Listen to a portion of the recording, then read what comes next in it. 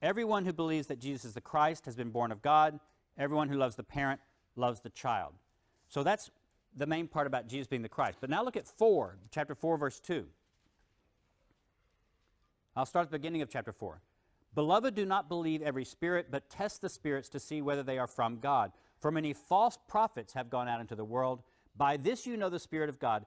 Every spirit that confesses that Jesus Christ has come in the flesh is from God, and every spirit that does not confess Jesus is not from God, and this is the spirit of the Antichrist.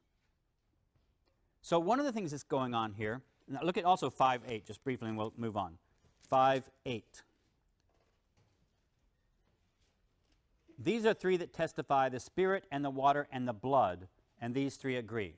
In other words, this author is objecting to some people who don't admit the messiahship of Jesus. And that may have been reflected also in the gospel. Remember, some of the reasons that some of the people, there's division, is because the writer of the Gospel of John believes that some people aren't willing to confess that Jesus is divine, that Jesus is the Messiah, that Jesus is the Son of God. But now we get to a different situation. Apparently, there are other people who've now come up in the community who may be accepting that Jesus was the Christ, but they're denying that he was fully human. They're denying that he was flesh and blood. And actually, we do see different beginnings of different Christologies. The people, we have a term for this. These early Christians who said that Jesus, maybe there was a human Jesus, but that's not really the Christ. The Christ was this spirit that maybe looked like he was human. In fact, some said, well, if he walked along a wet beach, he wouldn't leave footprints because he didn't have a physical body. He just was spirit. He just seemed to be a body. He seemed to be flesh and blood. And that the Greek word for seem, he just looked like, we get this term we call docetics.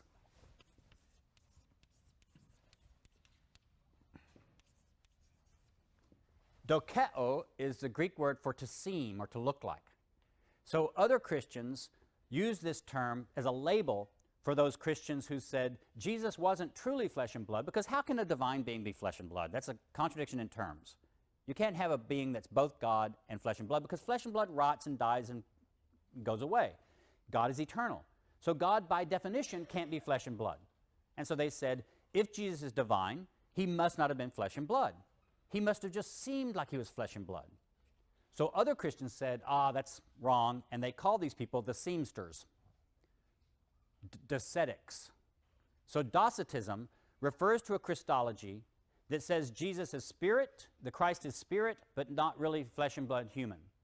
And so notice how this author is arguing against different kinds of ideas, and it shows a further split in early Christianity.